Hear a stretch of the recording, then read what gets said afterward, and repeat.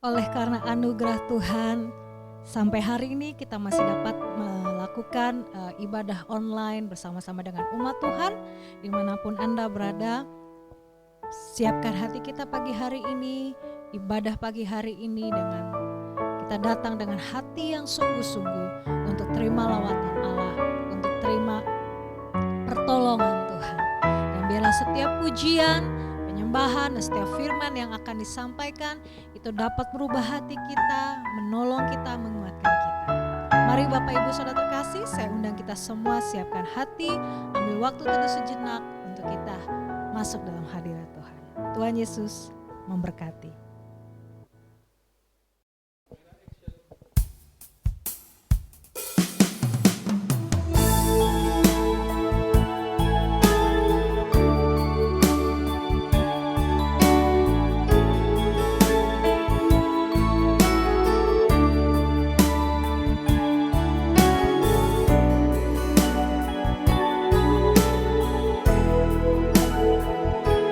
Tak kau lupa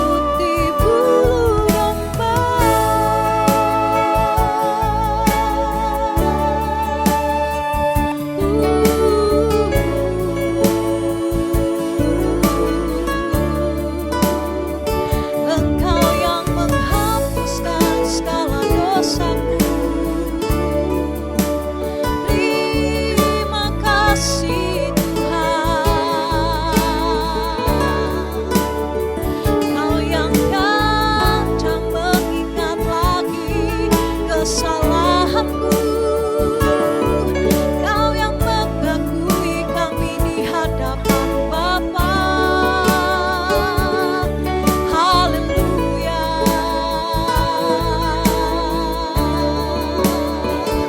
Haleluya. Terima kasih Tuhan. Kami mau terus memuji Kau. Kami mau terus masuk ke dalam hadirat-Mu Tuhan. Terima kasih Yesus, terima kasih. Terima kasih Tuhan. Saat ku masuk ke hadirat-Mu, melihat tata kemuliaan-Mu Tuhan, pujian ku naikkan, sembahku berikan bagimu Allah yang mulia. Kau layakkan ku menghampirimu, melihat tata kemuliaan-Mu Tuhan, pujian ku naikkan, sembahku berikan bagimu Allah yang mulia. Oleh kuasa darah-Mu Kau telah tebus dosaku. Kekudusan-Mu melingkupiku. Kasih-Mu mengalir memulihkan hidupku. Sungguh besar anugerah-Mu, Kau telah tebus dosaku. Ku menjadi ciptaan yang baru oleh kuasa darah-Mu.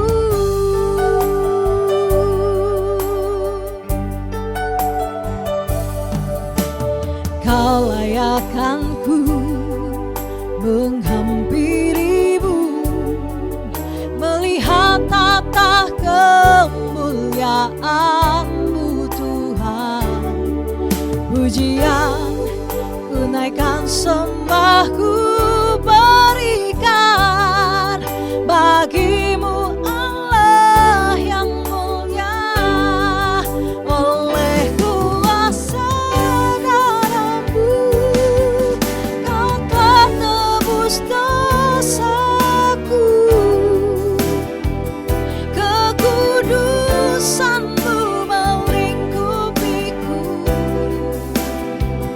Kasih-Mu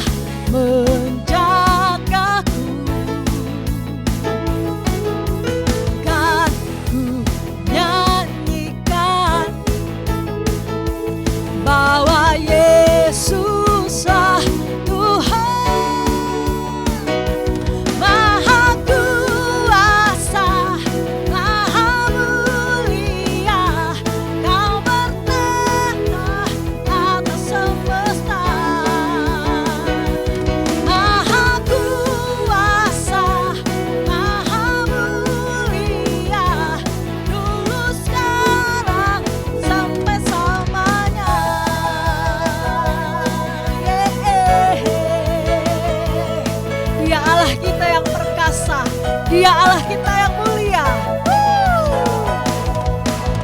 Dekat kasih-Mu, setia menjagaku, dan menyatakan bahwa Yesuslah Tuhan. Maha kuasa, maha mulia, Kau bertahta atas semesta. Maha kuasa, maha mulia, dulu sekarang sampai selamanya. Semua yang bertepuk tangan. Maha kuasa, maha mulia, Kau bertahta atas semesta. Maha kuasa, maha mulia, dulu sekarang sampai selamanya. Maha kuasa, maha mulia, Kau bertahta atas semesta. Maha kuasa, maha mulia, dulu sekarang sampai selamanya. Dulu sekarang sampai selamanya.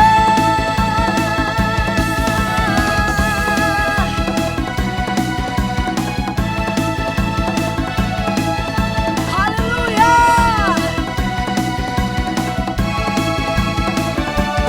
Maha kuasa.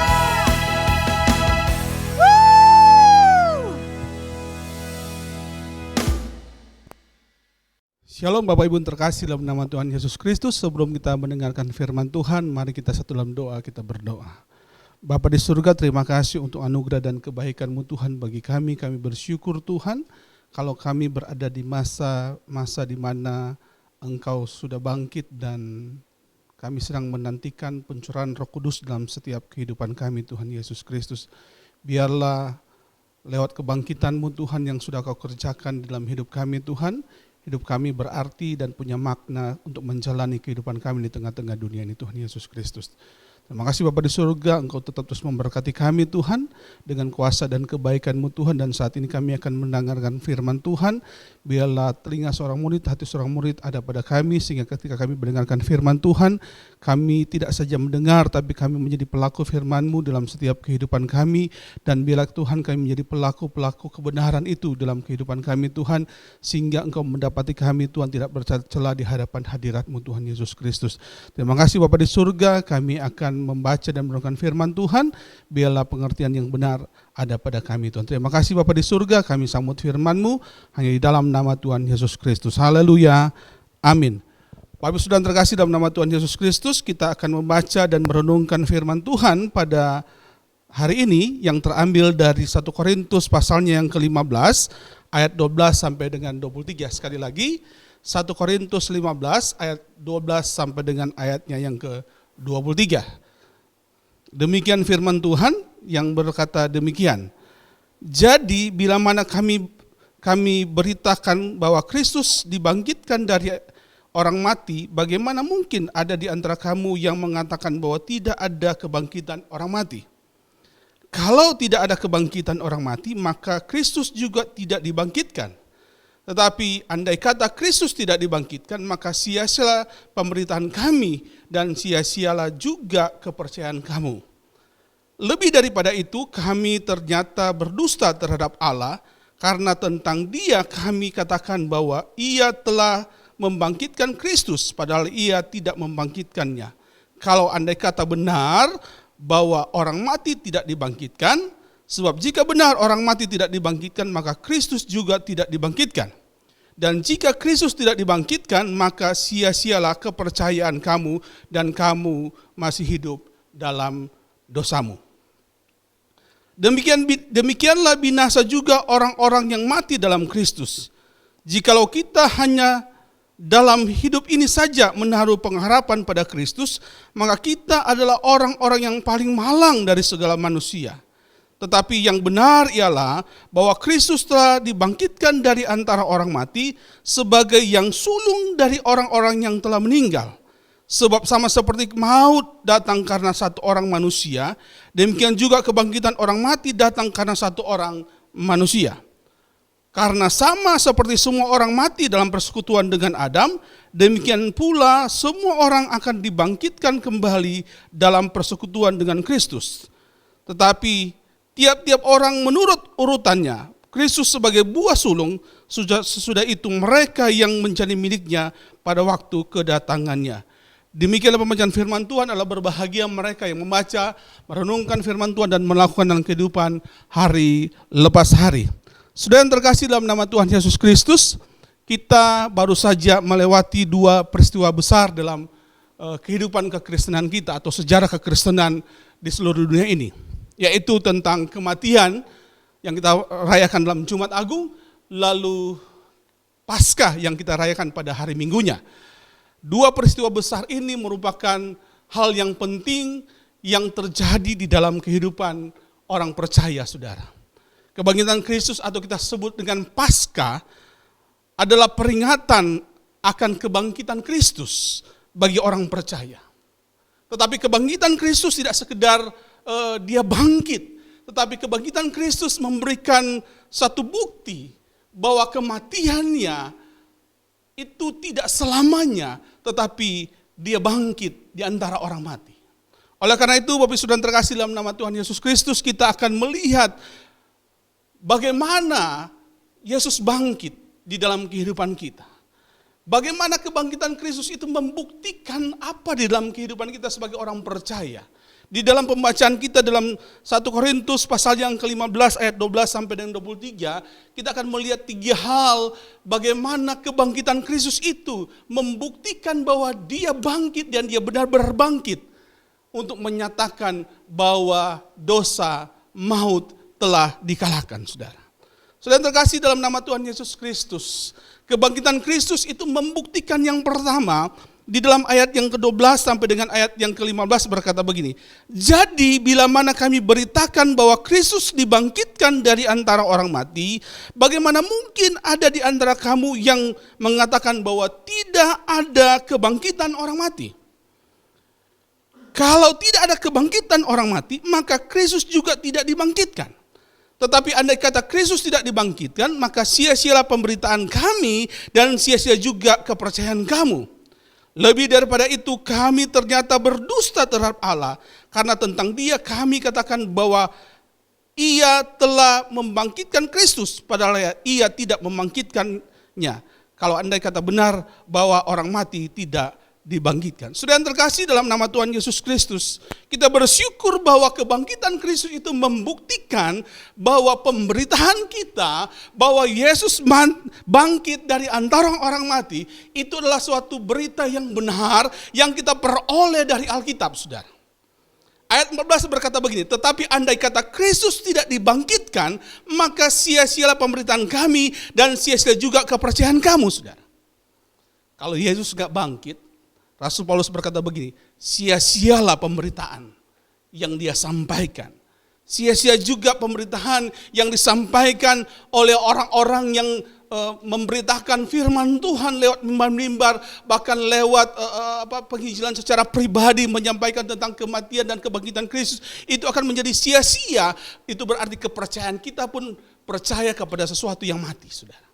Tapi kita bersyukur bahwa kebangkitan Kristus lewat pemberitaan yang kita sampaikan itu adalah benar-benar terbukti, saudara. Terbukti Kristus bangkit.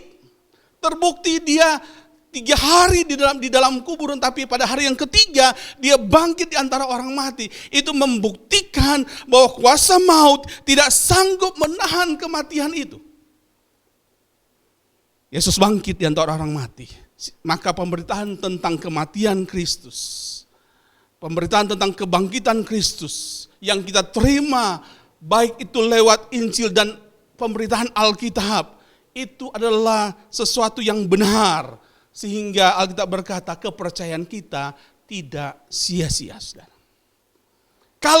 Kalau kematian dan kebangkitan Kristus itu adalah sesuatu yang benar yang kita sampaikan, maka kita punya pengharapan bahwa Yesus yang bangkit itu pada akhirnya juga akan membangkitkan kita, saudara. Pemberitaan tentang kematian Kristus adalah benar. Di dalam ayat yang ke-3 dan 4 Paulus berkata begini. Sebab sangat penting telah kusampaikan kepadamu, yaitu apa? Bahwa yang telah kuterima sendiri bahwa Kristus telah mati karena dosa-dosa kita sesuai dengan kitab suci, bahwa ia telah dikuburkan dan bahwa ia telah dibangkitkan pada hari yang ketiga sesuai dengan kitab suci, bahwa ia telah menampakkan dirinya kepada Kefas dan kemudian kepada ke-12 muridnya, saudara. Jadi Paulus berkata bahwa Yesus itu benar mati. Tetapi Yesus itu benar dibangkitkan pada hari yang ketiga dengan apa? Dengan bukti-bukti yang nyata, saudara. Yesus menampakkan kepada murid-muridnya, bahkan kepada orang banyak Yesus menampakkan diri. Sehingga membuktikan bahwa kebangkitan Kristus itu bukan satu rekayasa, tetapi benar-benar terjadi, saudara. Karena kita tahu ada cerita di balik kematian Kristus itu. Orang berkata bahwa Yesus tidak mati, saudara. Kalau dia tidak mati berarti tidak ada kebangkitan, saudara. Tapi kita bersyukur lewat pemberitaan firman Tuhan, lewat apa yang firman Tuhan katakan bahwa Yesus benar-benar bangkit. Sehingga pemberitaan kita tentang kebangkitan lewat kematian Kristus itu adalah sesuatu yang benar. Yang kedua, saudara, di dalam ayat 16 sampai dengan ayat yang ke-19 berkata begini. Sebab jika benar orang mati tidak dibangkitkan, maka Kristus juga tidak dibangkitkan. Dan jika Kristus tidak dibangkitkan, maka sia-sialah kepercayaan kamu dan kamu masih hidup dalam dosamu. Demikianlah binasa juga orang-orang yang mati dalam Kristus. Jikalau kita hanya dalam hidup ini saja menaruh pengharapan pada Kristus, maka kita adalah orang-orang yang paling malang dari segala manusia. Saudara terkasih dalam nama Tuhan Yesus Kristus. Kalau yang pertama tadi bahwa kebangkitan Kristus membuktikan bahwa pemberitaan yang kita sampaikan sampai dengan hari ini tentang kematian dan kebangkitan Kristus adalah sesuatu yang benar. Maka yang kedua, kematian dan kebangkitan Kristus itu adalah sesuatu wujud pengakuan kita bahwa kebangkitan Kristus itu adalah benar adanya, saudara. Ayat 17 berkata begini, dan jika Kristus tidak dibangkitkan, maka sia-sialah kepercayaan kamu dan kamu masih hidup dalam dosamu. Saudara, Yesus datang ke dunia ini untuk menebus dosa kita. Dan cara dia untuk menebus dosa kita lewat kematian dan kebangkitannya. Kalau Yesus tidak mati dan tidak bangkit, maka kepercayaan kita itu akan menjadi sia-sia. Itu berarti kita akan tetap hidup dalam dosa kita. Ya, Alkitab berkata bahwa keselamatan yang akan dibawa oleh Yesus itu, ya, menyangkut penderitaan Sang Penebus juga, saudara. Penderitaan Sang Penebus itu dikatakan dalam kitab Yesaya sangat menderita. Ya, sangat menderita. Karena itu jalannya supaya apa?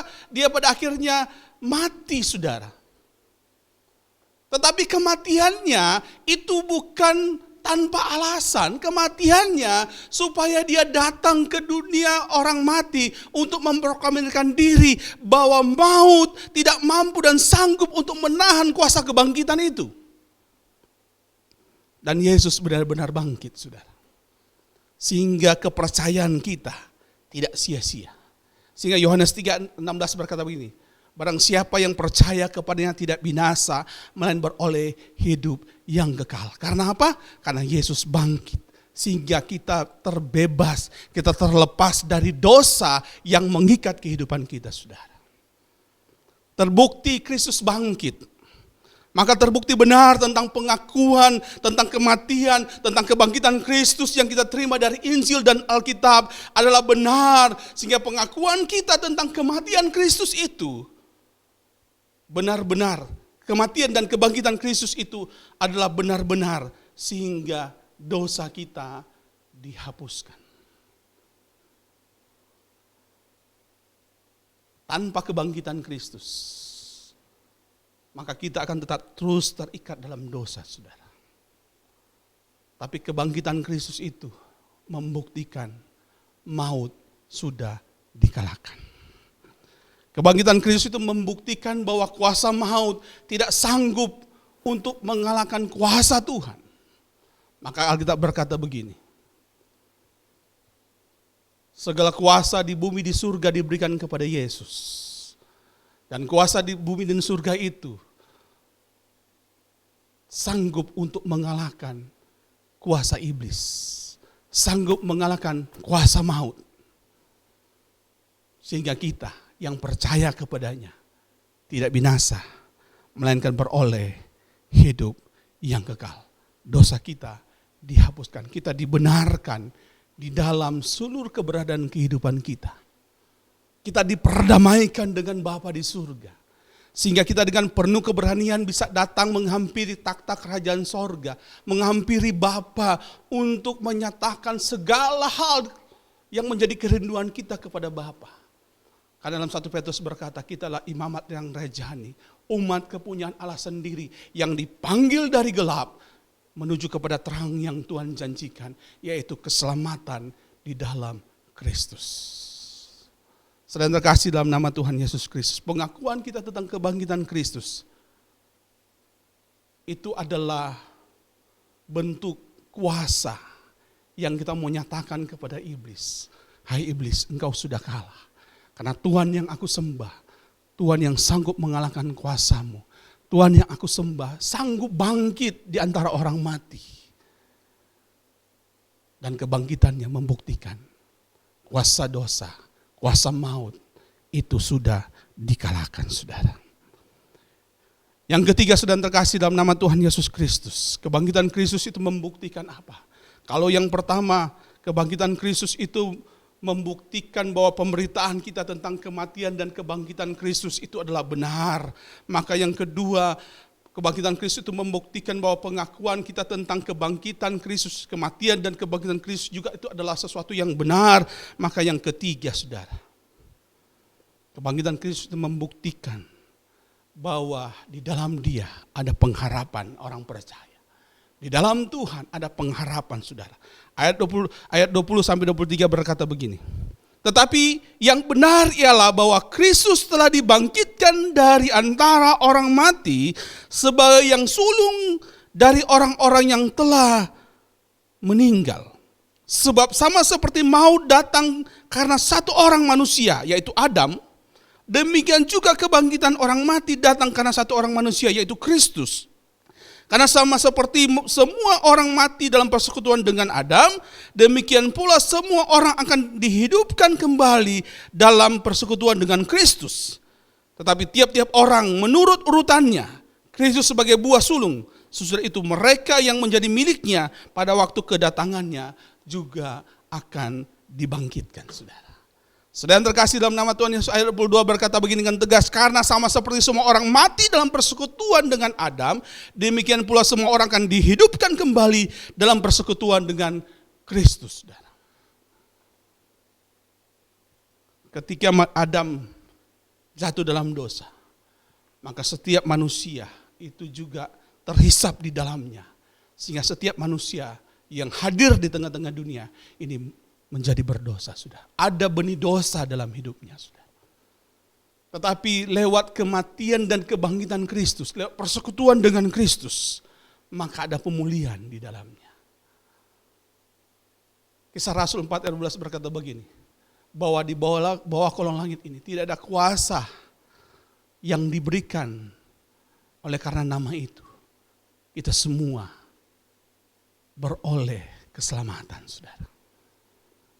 Persekutuan dengan Kristus itu memberikan pengharapan bagi kita bahwa ada masa depan bagi kita semua, bagi setiap orang yang percaya. Bahwa semua orang yang mati dalam Kristus itu akan dibangkitkan dalam persekutuan dengan Kristus bersama-sama. Kebangkitan Kristus memberikan pengharapan yang pasti. akan masa depan. Ya, pengharapan di dalam Tuhan tidak pernah mengecewakan. Pengharapan di dalam Tuhan itu adalah pengharapan yang nyata, yang memberikan masa depan yang penuh pengharapan, yang memberikan kehidupan kekal untuk selama-lamanya. Kalau kita tetap bersekutu dengan Dia, hidup bersama dengan Dia, percaya bahwa kuasa Tuhan juga akan membangkitkan kita pada kelaknya nanti, saudara. Ada pengharapan kehidupan yang kekal di dalam kehidupan kita. Kita akan bersama-sama dengan Tuhan di surga.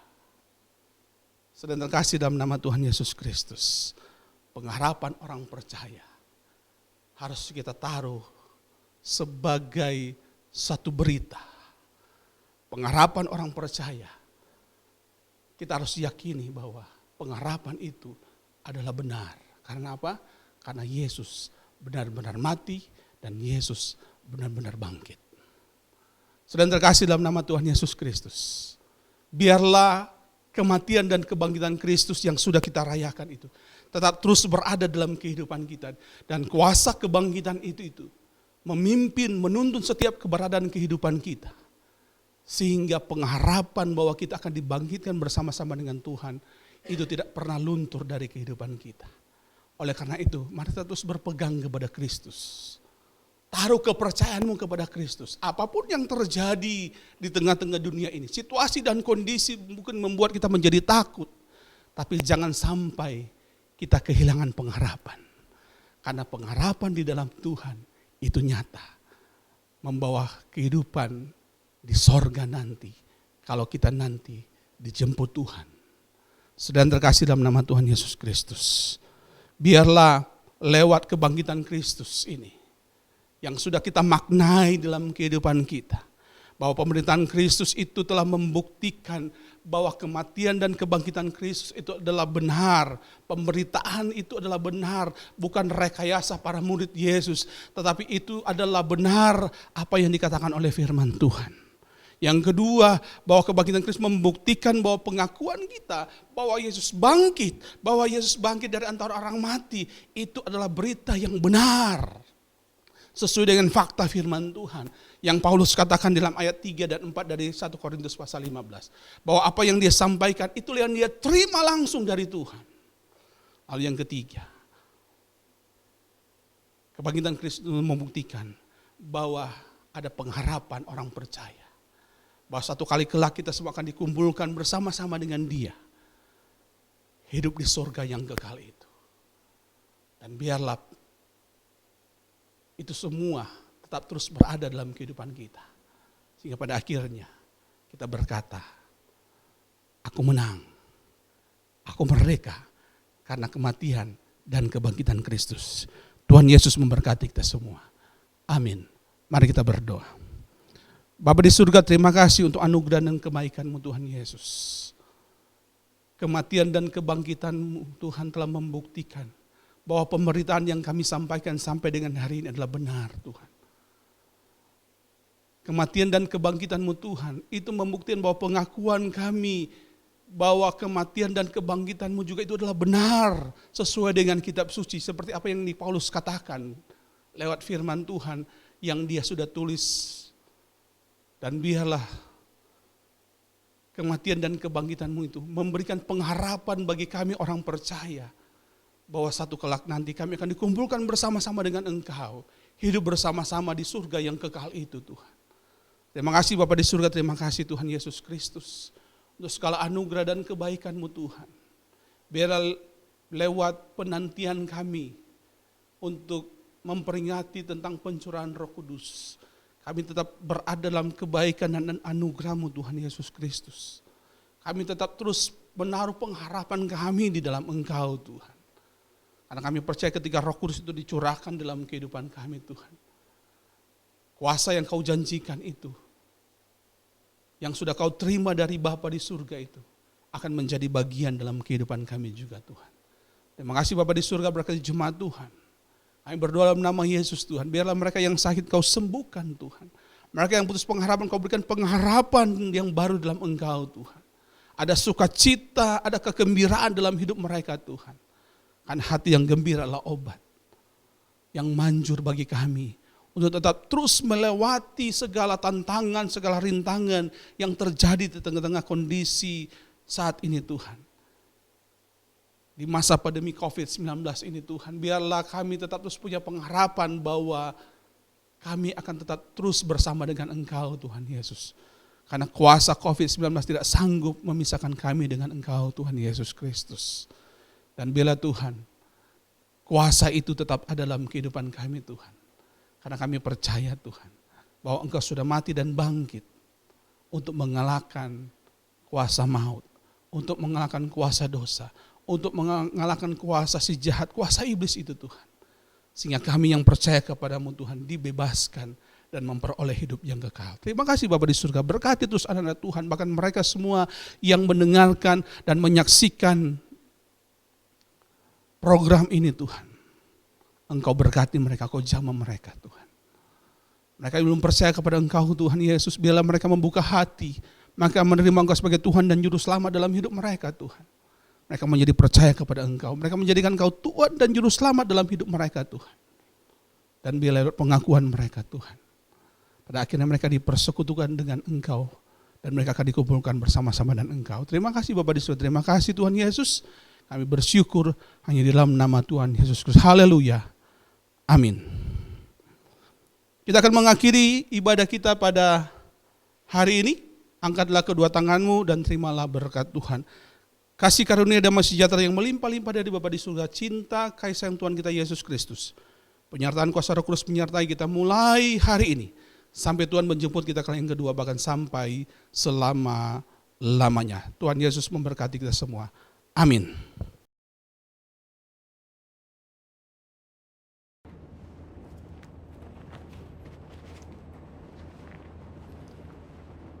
Shalom semua.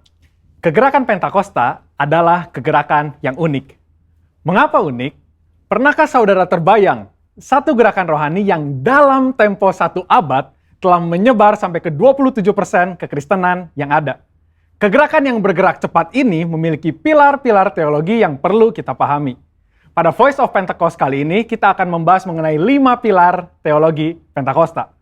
Apa saja 5 pilar teologi Pentakosta itu? Yang pertama, Jesus as Savior, atau pilar keselamatan. Keselamatan adalah momen di mana seorang bertobat dan menerima Yesus sebagai Tuhan dan Juru Selamat. Pengakuan iman GBI berkata, semua manusia berdosa dan kehilangan kemuliaan Allah, sehingga harus bertobat dan berpaling kepada Allah untuk menerima pengampunan dosa. Pertobatan mencakup peristiwa di mana seorang mendengar kabar Injil tentang karya Kristus, meresponi Injil dengan iman dan pertobatan, dan mengalami perjumpaan secara pribadi dengan Yesus. Hal ini yang terjadi ketika Petrus berkhotbah dalam Kisah Para Rasul 2 ayat 16-35. Di ayat 37 disebutkan bahwa orang-orang yang mendengar sangat terharu dan memberikan respon yaitu bertobat dan menerima Yesus sebagai Tuhan dan Juru Selamat. Bukankah hampir sebagian besar khotbah-khotbah dari Pentakosta menekankan akan pertobatan dan kepercayaan kepada Yesus sebagai Juru Selamat pribadi? Yang kedua, Jesus as Sanctifier, atau pilar pengudusan. Ketika seorang diselamatkan, dia memasuki proses yang bernama pengudusan. Pengakuan iman GBI berkata penyucian hidup adalah buah kelahiran baru karena percaya dalam darah Yesus, dikerjakan oleh kuasa firman Allah dan Roh Kudus, karena itu kesucian itu azas dan prinsip hidup umat Kristen. Insan Pentakosta percaya bahwa anugerah keselamatan harus diresponi dengan benar dalam takut akan Allah. Filipi 2 ayat 12-13 berkata, kerjakan keselamatanmu dengan takut dan gentar. Karena Allah lah yang mengerjakan di dalam kamu, baik kemauan maupun pekerjaan menurut kerelaannya. Di sini terlihat tanggung jawab orang percaya untuk mengerjakan keselamatannya, atau menguduskan kehidupannya dalam takut akan Allah. Proses pengudusan ini akan kita jalani selama kita hidup, dengan tujuan agar kita menjadi segambar dan serupa dengan Kristus.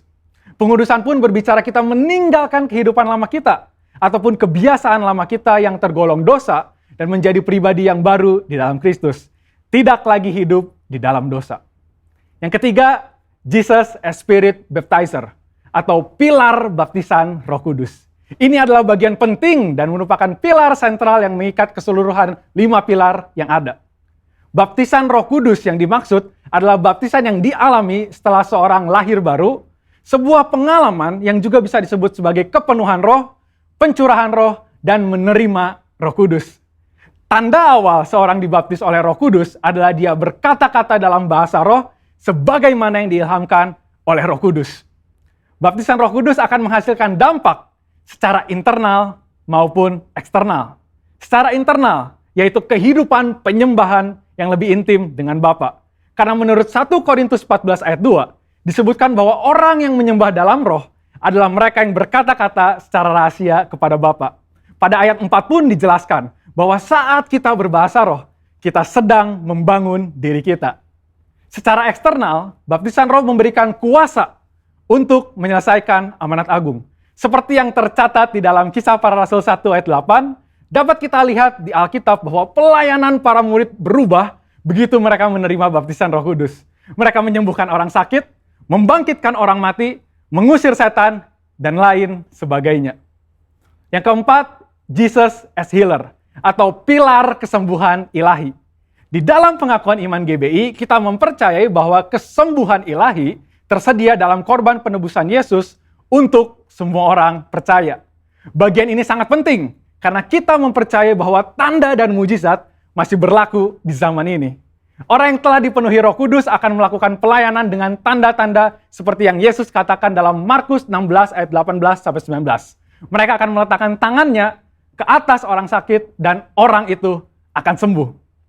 Dari mana kuasa untuk menyembuhkan itu datang? Dari kepenuhan Roh Kudus yang dijanjikan oleh Bapa kepada setiap orang percaya. Kita percaya bahwa kematian Kristus telah menebus segala dosa-dosa kita, termasuk menanggung segala sakit penyakit kita. Yesaya 53 ayat 4a jelas berkata bahwa tetapi sesungguhnya penyakit kitalah yang ditanggungnya. Yang kelima, Jesus as soon coming King, atau pilar kedatangan Yesus yang kedua dengan segera. Pilar terakhir ini dipandang sebagai motivasi dan semangat untuk menyelesaikan amanat agung, memberitakan Injil dengan kuasa Roh Kudus, serta hidup dalam kekudusan. Kita percaya bahwa Yesus akan datang kali yang kedua untuk menjemput kita dengan segera. Pengakuan iman GBI berkata, Tuhan Yesus Kristus akan turun dari sorga untuk membangkitkan semua umatnya yang telah mati dan mengangkat semua umatnya yang masih hidup, lalu bersama-sama bertemu dengan dia di udara. Kemudian ia akan datang kembali dan bersama orang kudusnya untuk mendirikan kerajaan 1000 tahun di bumi ini. Kita percaya kedatangan Yesus untuk yang kedua kalinya untuk menjemput mempelainya yang masih hidup, atau biasa disebut rapture ini, akan terjadi secara tiba-tiba dan tanpa seorang pun tahu kapan waktunya. Ketidaktahuan kapan Yesus akan datang inilah yang akan mendorong setiap kita untuk dapat mempersiapkan diri sebaik-baiknya dan tetap hidup dalam integritas. Saya percaya pemahaman ini membawa kita semakin semangat di dalam menyelesaikan amanat agung dengan api Pentakosta ketiga. Saudara, untuk penjelasan lebih lengkapnya dari tim teologi kami, jangan lupa buka link yang ada di atas atau scan QR Code yang tersedia. Salam integritas, Tuhan Yesus memberkati.